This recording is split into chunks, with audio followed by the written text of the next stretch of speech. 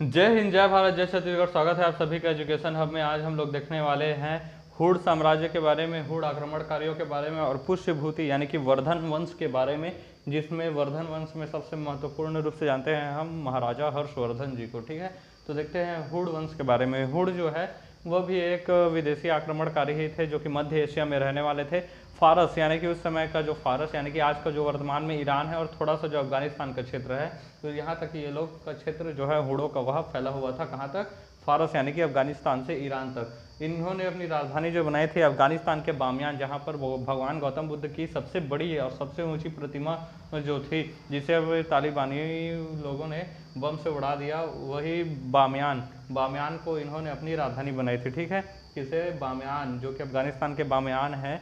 Bamiyan Afghanistan में स्थित Bamiyan है, वहाँ पर इन्होंने अपनी राजधानी के रूप में बनाया था। ठीक है, इसमें तारामाड़ और जो मिहिर कुल नाम के दो व्यक्ति हैं, ठीक है, दो शासक हैं, तारामाड़ और मिहिर कुल। ये जो दो आक्रमणकारी हैं, ये सबसे प्रमुख आक्रमणकारियों में से एक है।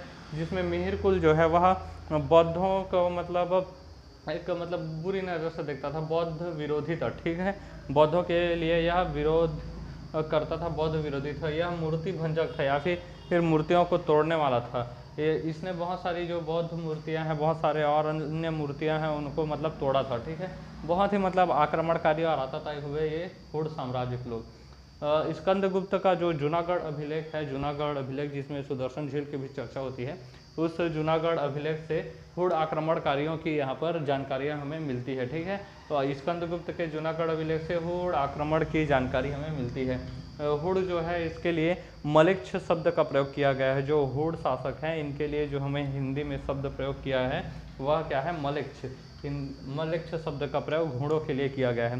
हुड़ आक्रमण के समय जो भारत था, भारत में गुप्त साम्राज्य का शासन था, गुप्त वंश का, और इसमें जो शासक थे वह थे स्कंदगुप्त। ठीक है, तो हुड़ आक्रमण के समय भारत के शासक स्कंदगुप्त थे। ठीक है, हुड़ जो थे बर्बर और खाना बदोश थे। जिस प्रकार से आदि मानव लोग केवल खाना भगवाना बस ढूंढते थे, कुत्ता बिल्ली जो मिल जाए मार के खा जाएंगे वाला चक्कर, तो बस ये लोग भी बिल्कुल खाना बदोश था, बस इसको खाना मिल जाए और कुछ नहीं चाहिए। ठीक था, और बहुत ज़्यादा ये बर्बर थे, क्रूर थे, आतताई थे, अत्याचारी थे। ये लोग पूरा ऐसे ही हुए हैं। मध्य एशिया और जितने भी अरब कंट्री वाले, फारस वाले जितने भी शासक हुए हैं, जिन्होंने भारत पर आक्रमण किया है, भारत का आक्रमण करने वाले लोग कभी भी हाथ जोड़ कर नहीं आए हैं, हमेशा तलवार लेकर ही आए हैं। ठीक है, ये बर्बर और खाना बदोश थे, ये मध्य एशिया के निवासी थे। ठीक है, इनकी जो दो शाखाएं थी वह प्रमुख थी, एक थी पश्चिमी हुड़ और एक था पूर्वी हुड़। ठीक है, भारत में आक्रमण करने वाले जो हुड़ थे वो थे पूर्वी हुड़ शाखा। ठीक है, ये जो दो शाखाएं थे उनमें से पूर्वी शाखा जो है उन्होंने भारत पर आक्रमण किया था। चीनी साहित्य में हुड़ों के लिए शब्द है हुंगनू। ठीक है, चीनी लोग इसे हुड़ को हुंगनू कहते थे। ठीक है, क्या कहते थे? हुंगनू कहकर इसे पुकारते थे। यह एक जाति समूह था, इसका कोई विशेष धर्म नहीं था। ठीक है, बिना बिना धर्म के थे ये लोग, और इनका यह जो था हुड़, यह एक जातियों का समूह था। ठीक है, अगला देखते हैं पुष्यभूति वर्धन वंश। ठीक है, पुष्यभूति वर्धन जो है इस वंश के संस्थापक थे। पुष्यभूति वर्धन जो है गुप्त काल में गुप्तों के सामंत के रूप में कार्य करते थे, लेकिन जैसे ही गुप्त काल जो है गुप्तों का विनाश होने लगा, उसके बाद फिर ये जो है धीरे धीरे सामंत अलग होने लगे, छोटे छोटे सामंत और अलग होते फिर जो सबसे बड़े सामंत बचे उन्होंने फिर अपना साम्राज्य को बड़ा किया। इन्हीं में से एक थे पुष्यभूति वर्धन। ठीक है, पुष्यभूति वर्धन जो थे गुप्त काल में सामंत थे। इन्होंने ही पुष्यभूति वंश या फिर जिसे वर्धन वंश के नाम से जाना जाता है का ये संस्थापक थे। इन्होंने अपनी राजधानी हरियाणा के जो थानेश्वर है, यहाँ पर हरियाणा है, हरियाणा के जो थानेश्वर है यहाँ पर को इन्होंने अपनी राजधानी बनाई थी। ठीक है, हरियाणा के थानेश्वर को इन्होंने अपनी राजधानी बताई थी, जो कि प्रथम राजधानी थी। प्रथम राजधानी से तात्पर्य है कि बाद में इसका जो राजधानी है वह चेंज कर दिया गया था। ठीक है, अगला शासक जो हुए प्रभाकर वर्धन हुए। ठीक है, ये प्रभाकर वर्धन जो थे, इनकी पत्नी का नाम यशोमती था। ठीक है, पत्नी का नाम भी जानना जरूरी है इनका। ठीक है, क्योंकि यहीं से कहानी शुरू होता है। सबसे शक्तिशाली जो है वर्धन वंश में अगर कोई शासक हुआ है तो वो प्रभाकर वर्धन हुए थे। ठीक है, प्रभाकर वर्धन वर्धन वंश के सबसे शक्तिशाली शासक हुए थे।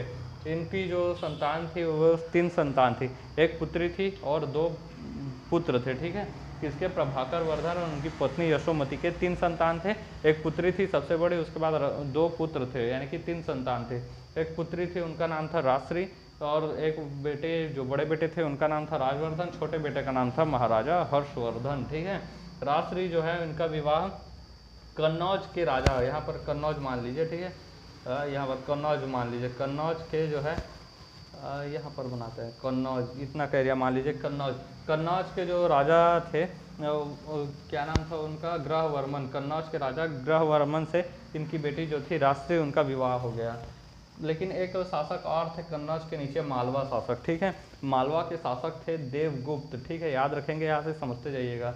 राजश्री जो कि प्रभाकर वर्धन और यशोमती की पुत्री थी, 3 संतानों में सबसे बड़ी एक पुत्री थी और 2 बेटे थे। ठीक है, राजवर्धन और हर्षवर्धन। तो राजश्री का विवाह कन्नौज के जो शासक थे ग्रहवर्मन उनके साथ हो गया, और जो मालवा शासक देवगुप्त थे, ठीक है, मालवा के शासक थे देवगुप्त, उन्होंने ग्रहवर्मन की हत्या कर दी, यानी कि राजश्री के पति की हत्या कर दी। और राजश्री के पति ग्रहवर्मन की हत्या करने के पश्चात ये राजश्री का भी हत्या करना चाहते थे, लेकिन राजश्री जो है वह जंगल की ओर अपने प्राण बचाकर भाग गई। ठीक है, और जंगल में कहीं छिप गई, और जिससे ये जो देवगुप्त है यह ढूंढ नहीं पाया और राजश्री जो है बच गई। ठीक है, जंगल में यह भाग गई। तो जब राजवर्धन को इसके बारे में पता चला कि जो उनके बहन के पति थे क्या था, ग्रहवर्मन, ठीक है, कन्नौज नरेश जो ग्रहवर्मन थे, उनको मालवा शासक देवगुप्त ने मार दिया है। ठीक है, हत्या कर दी है, और राजश्री को भी मतलब मार दिया गया है, ऐसा ही सूचना प्राप्त हुआ था। फिर बाद में पता चला कि वह बच गई हैं और जंगल की ओर भाग गई हैं। तो राजवर्धन काफ़ी कुपित हुए, और उस समय जो थे बड़े बेटे होने के कारण यही राजा थे, तो राजवर्मन ने फिर देवगुप्त की हत्या कर दी। ठीक है, जब राजवर्धन उठे तब उन्होंने देवगुप्त को मार दिया, क्योंकि उन्होंने इनकी बहन मतलब इनके जीजा जी को टपका डाला था, इसलिए। ठीक है, जब देवगुप्त को मार दिया राजवर्धन ने, ठीक है, तो यहाँ से बंगाल वाला जो एरिया था, बंगाल वाला एरिया में गौड़ शासक थे, गौड़ उस समय कहा जाता था इस एरिया को। गौड़ शासक शशांक थे, शशांक, ठीक है, वह देवगुप्त के मित्र थे। ठीक है, देवगुप्त के मित्र होने के कारण जब इन्हें पता चला कि देवगुप्त की हत्या राजवर्धन ने कर दी है, तो इन्होंने राजवर्धन की हत्या कर दी। शशांक ने राजवर्धन की हत्या कर दी। ठीक है, शशांक ने राजवर्धन की हत्या कर दिया। ठीक है, यह हत्या का सिलसिला ऐसा ही चलता रहा। ये जो शशांक है यह शैव धर्म का अनुयायी था। ठीक है, किसका अनुयायी था, शैव धर्म को मानने वाला था। बंगाल वाला जो शशांक है जिसने राजवर्धन को टपका दिया। ठीक है, ये बोधि वृक्ष को भी इसने कटवा दिया था, किसने, शशांक ने। ऐसा तो घटिया घटिया इंसान हुआ है। ठीक है, अभी जो बोधि वृक्ष देखते हैं ना वो 6ठी पीढ़ी का है, मतलब एक बार पेड़ को अगर काट दिया जाए तो फिर बाद में धीरे धीरे फिर उससे मतलब छोटे छोटे पौधे आ जाते हैं। छत्तीसगढ़ी में कहते हैं कि नावा पौधा उल्हो देते। ठीक है, तो इसे नावा पौधा जो उल्हो दी से वो हरे अभी के 6ठवा पीढ़ी है। ठीक है, जो बोधि वृक्ष हम देखथन, ठीक है, बोध गया में वह अभी की बोधि वृक्ष के पीपल के 6ठवा पीढ़ी हो, समझा। ठीक है, तो राजश्री का पता शशांक ने जो है बोधि वृक्ष को भी कटवा दिया था उस समय। ठीक है, तो जब हर्षवर्धन को पता चला कि हर्षवर्धन ने अब राजवर्धन को मार दिया, और जो देवगुप्त था उसने ये मतलब इससे मित्रता की हुई थी शशांक से, तो जब राजवर्धन ने देवगुप्त को मारा तो देवगुप्त के मृत्यु का मतलब बदला लेने के लिए राजवर्धन को शशांक ने मार दिया। तो शशांक को फिर हर्षवर्धन ने टपका डाला। ठीक है, शशांक को हर्षवर्धन ने टपका डाला। एक बार फिर से देखते हैं, राजश्री थी, उनके पति का नाम था ग्रहवर्मन जो कि कन्नौज के शासक थे। कन्नौज के शासक ग्रहवर्मन को देवगुप्त जो कि मालवा के शासक थे उन्होंने मार दिया। देवगुप्त को फिर राजवर्धन ने मार दिया। ठीक है, और राजवर्धन को शशांक ने मार दिया, बंगाल वाला, और शशांक जो है, शशांक को फिर हर्षवर्धन ने मार दिया। ठीक है, उसके बाद हर्षवर्धन जो है शासन धीरे से मतलब आए शासन में, क्योंकि इनके बड़े भाई राजवर्धन थे, इनको मार दिया गया था। बड़ी बहन जो थी जंगलों में चले भाग गई थी, मतलब जान बचाकर। अब इनके सामने 2 चुनौतियां थी जब इन्होंने साम्राज्य संभाला। एक था अपनी बड़ी बहन राजश्री का पता लगाना, और दूसरा है साम्राज्य को एकत्रित करना, मतलब संभालना, साम्राज्य को संभालना। तो इन्होंने हर्षवर्धन ने दिवाकर नामक जो बौद्ध भिक्षु थे, दिवाकर नाम के उस समय बौद्ध भिक्षु थे, उसके सहयोग से राजश्री का पता लगवा लिया। ठीक है, तो राजश्री का पता किसके माध्यम से लगाया, दिवाकर नाम के जो बौद्ध भिक्षु थे उनसे इन्होंने राजश्री का पता लगवा लिया।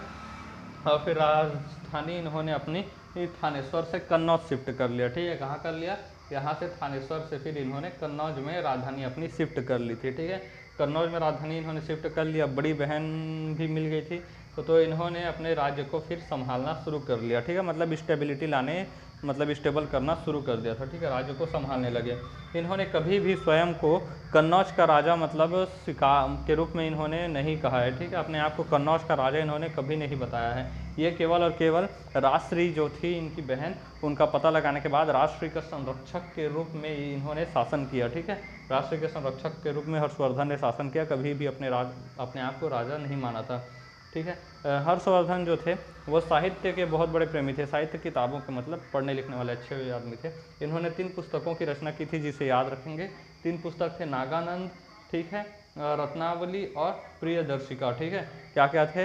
नागानंद, रत्नावली और प्रियदर्शिका। नागानंद, रत्नावली और प्रियदर्शिका 3-4 बार बोलेंगे, याद हो जाएगा। इन 3 किताबों की रचना हर्षवर्धन ने की थी। इनके पास एक बेहतरीन दरबारी कवि भी थे, ठीक है, वो थे बाण भट्ट, ठीक है, बाण भट्ट इनके दरबारी कवि थे। वर्धन वंश के बारे में अगले क्लास में पढ़ेंगे और पूरी तरह से इसे ख़त्म कर लेंगे, ठीक है। मिलेंगे अगले क्लास में, तब तक के लिए जय हिंद।